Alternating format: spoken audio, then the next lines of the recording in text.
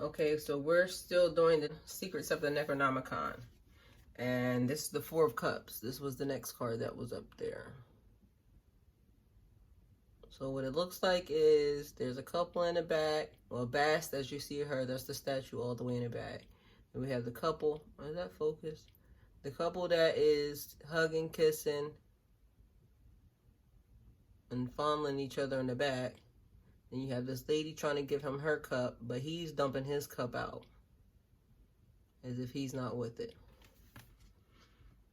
So that's the Four of Cups. Let's find them in the book. Four of Cups, indulgence of water. The head priestess holds out her wine cup, brimming with red wine, towards the young man, as though offering to fill his cup. But he turns his face away from her with an expression of dissatisfaction. His own cup droops in his hand near his groin, and the cup is obviously empty. In the background, a drunken man and a woman embrace lewdly and kiss near the statue of Bast, wine cups in their hand.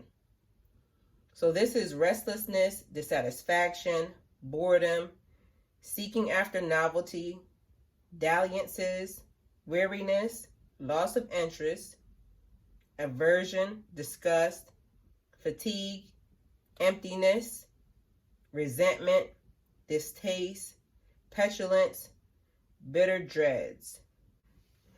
It looks like you're offering this person something and this person clearly does not want it. This person is not even, they're not even acting like they like you, okay? So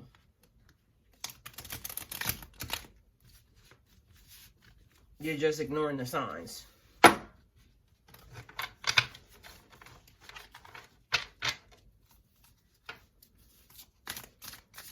So Spirit, what do we need to know about the Four of Cups? That way we can get more into this, because you're offering them something and they're offering you nothing. That's what it looks like. They're not happy with you, or you're not happy with them. And they're downright annoyed. That's what this looks like.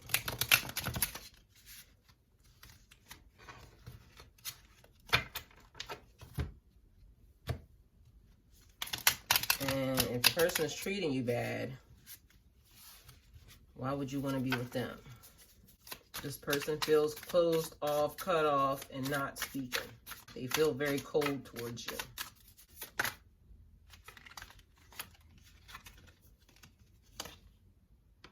Okay, so the Magician. Let's pull some cards. Spirit, what do... Okay. All right, we got two cards there. Uh-oh. Okay, so first we're going to do the Magician. He stands atop the crest of a giant sand dune in the empty space, his swirling cloak silvered by the light of the waning moon as it billows behind him on the night breeze. All his clothing is black, his cloak, his hooded robe, his tall boots. Within his hood, black silk wraps across his face, like the caul that sometimes covers the face of a newborn baby. His body is of human shape, tall and straight. His hands appear gloved, so black is his skin, and his bony fingers are impossibly long. Upon them, jewels set in rings catch the moonlight, imitating the stars in the black vault of heaven above his head. With his right hand, he points a judgment at a man who kneels in supplication at his feet. The unfortunate man's body is consumed by a wasting magic, so that the skin and flesh that cover his bones have turned to dust and blow away on wind, leaving only the white bones of his skeleton, which have not yet collapsed into a heap upon the sand. His left hand, Nyarlathotep, peels away the lower portion of his black silk caul, revealing part of his face within the oval of his hood. Yet no face is there to expose, for where nose and mouth should be, there is only blackness, speckled with the same stars that are behind him in the night sky, so that the illusion is given that his head is hollow and that the stars may be seen through his hood. A spiritual essence, which glows with eerie green light and resembles a stream of mist, coils up from the desiccated bones of the man who kneels on the sands and flows like an undulating serpent into the hood of the god at the place where his mouth would be, if he possessed a mouth. Nyarlathotep consumes the human essence of the poor fool who displeased him. But whether it is for some strange and corporeal sustenance or for a darker and more sinister purpose, who could know? So this card means attainment, mastery, skill, artfulness, strong, will dominate, mind, eloquent, persuasiveness, misdirection, manipulation, transformation, a great wonder, craftiness, slyness, deception, leading astray, illusions, a dangerous person, abuse of power, false glamour, hurtful revelation, a trickster, attempt to entrap. Oh man. So this little man right here means all of that.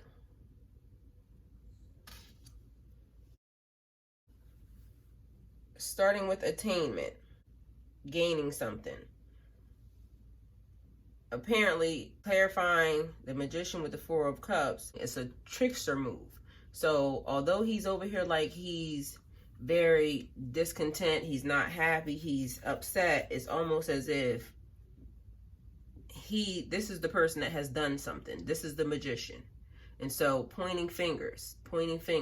You're over here like, hold on, how did you now flip the script on me? So this magician trying to obtain something from you. We'll figure out what in a minute. But just trying to gain something from you, but they know they're not right. This person is definitely lying, manipulating, all of these things behind the scenes, just like it says. This person seems to be a very dangerous, calculating person because they're able to, like I said, flip this situation to where now it looks like you're wrong. So you're trying to offer them something because you're trying to appease them, but they're like, I don't want anything from you. But meanwhile, it's a form of manipulation. It's a form of deception. Hurtful revelations. You need to pay attention to what's going on with this person because this person is trying to use misdirection. Okay, so then we're going to go, I guess we're going to go with the Four of Swords. Okay, can you see that? It looks like they're carrying somebody in the box. So this person is dead. And it said dangerous person. So this seems to be serious. Let's look up the Four of Swords. Repose of air. Through a deserted Damascus street, 4 mercenary soldiers carry a plain wooden coffin containing the corpse of their murdered comrade. Each holds his naked sword upright in his free hand. Their expressions are grim, their eyes vigilant as they search the shadow doorways for potential threats. Okay, so this card means rest after struggle, end of worry, convalescence, recovery, peacefulness, hermit's retreat, solitude, refuge, need for vigilance, exile, appeasement, circumspection, precaution, safe house. So this is like, it's like you needed to get away from this person because you realize that this person is dangerous. But this person is still going to come after you. So it's like you went in hiding, or you're in hiding, or you're thinking about going in hiding right now. So we're getting ready to see what the Knave of Swords is. The Knave of Swords is a thief, okay? A young skinny street urchin with ragged and matted hair falling all over her forehead slyly looks to the side from the slits of charcoal-colored eyes. As she cuts open the ties of a leather travel bag slung over the back of a donkey, and with her other hand extracts from it a chain with an emerald pendant in the shape of an inverted triangle. Her knife has a carved blade and a bone hilt that is carved on the end in the shape of a skull. She wears only a soiled, dun cotton shirt pulled over her head, which hangs in tatters at its long tail around her naked thighs. An open sore runs with pus on her naked calf. Her face is feral in its fierceness. The donkey watches the thief with one of its docile brown eyes. In front of the donkey is a table with a basket containing ripe pears, but the bridle of the donkey is tied to a post and is not long enough to allow the beast to eat from the basket. So this is like a young woman or a child with an aggressive, combative personality. Practical of mind, she has a great physical dexterity and control over her body. Others rely on her to settle disputes or to repair the effects of disasters. Her inner strength and determination inspires confidence. She can be remorseless in the pursuit of her purpose. And this is also like a young woman or a child with a shallow, careless outlook on life and a tendency to use others to her advantage by means of cunning and trickery. Her pettiness defeats her even when she succeeds in her designs. Since her victory accomplishes nothing for real worth, she is incapable of perceiving a larger purpose, but lives from day to day, exulting in her small triumphs. Beneath the surface, she is troubled and unfulfilled. So this magician person, this seems to be them. They're troubled and unfulfilled because they already are over here looking like they're discontent. They're trying to do these magic spells and whatnot on you, and it doesn't seem like it's coming together the way they want it. So let's see what if we can clarify this thing a little more.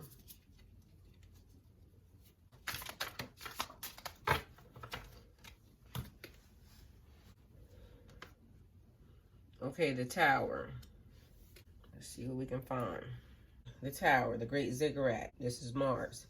The fabled Tower of Babel rises in the form of a great ziggurat, or stepped pyramid, of 7 levels. It occupies a plain beside the river Euphrates. The ziggurat is surrounded by a great congregation of people. On the top of the ziggurat, a devotional fire burns on an altar. Richly robed priests are in the midst of conducting a ceremony that is directed at the fire, within the flames of which opens an oval portal, an occult gateway to another time and place. A vast beam of light extends upward from the fire on the altar, like the beam of a searchlight, piercing the heavens themselves, which are troubled by rolling storm clouds. In reaction to the ascending beam, a bolt of lightning of unnatural size and strength strikes downward to split the top of the ziggurat and fracture its body with a gaping fissure, so that the priests, in the midst of their worship, are thrown outward and burned by the flash of lightning, and begun to tumble from its rumblings. Fire rains down on the dismayed worshippers surrounding the ziggurat, causing them to cower in terror and throw their arms up in a hopeless effort to shield themselves. So this is like the grand scheme, a monument, ambitious plan, construction, social elevation, fame, glory, honors, great church or temple, skyscraper, mansion, white elephant, boondoggle, collapse of a plan, destruction of a property, disaster, fire, loss due to conflict, social humiliation, infamy, dishonor, and disease. Good God. Okay, so this young guy or this man or this whoever this person is to you was definitely setting you up for the kill. So I don't know if you found out yet. I don't know if you know, and obviously you do since you're here. But this is like, okay, it says a couple of things. So I don't know if this is pertaining to somebody who is the leader of a church or a temple, because it says great church or temple, new skyscraper, mansion. So this is either you or them definitely had a lot of cash. So this person was coming up with, and maybe it might have been an insurance, I don't know, but it says ambitious plan, planning to take you down, destruction of a property. So maybe you and this person are battling back and forth right now between this property or your assets. Loss due to conflict. So you're losing things pertaining to, you're losing business, you're losing money, you're losing assets due to this conflict. Social humiliation. This is affecting some of your friendships. Infamy. This person is lying and just not speaking of you in a good light. And it also says disease. So you might need to protect yourself with this person. But it seems like this person was trying to use you for social climbing. This person was they think they can do better than you. That's why they used you to get, or they're trying to use you to get to a different level, to another level. So you need to watch this person. It doesn't really seem like they did anything other than like they didn't use anything against you, any type of black magic. This just seems like that it's warning you.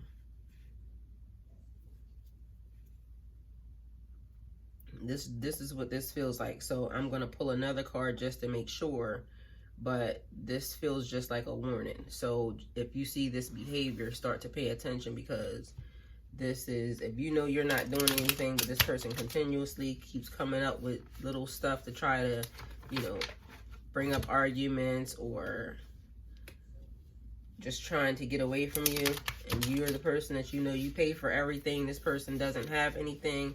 This person is trying to social climb, and they're trying to use you to do it. And so far it's been working.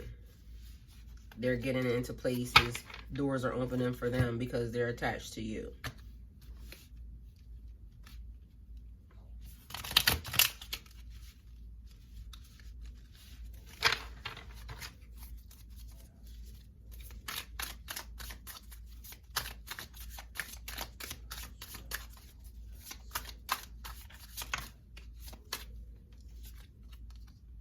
Uh-oh.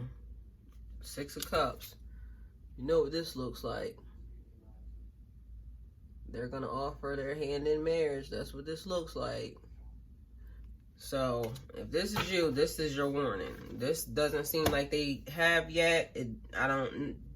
If you feel it, then maybe you might need a protection spell or something. I don't know, but to me, it feels like they haven't done anything. What they're trying to do is social climb. They really don't want to be with you, and this is not your twin flame. This person is social climbing. Okay, so let's find out what the 6 of Cups is.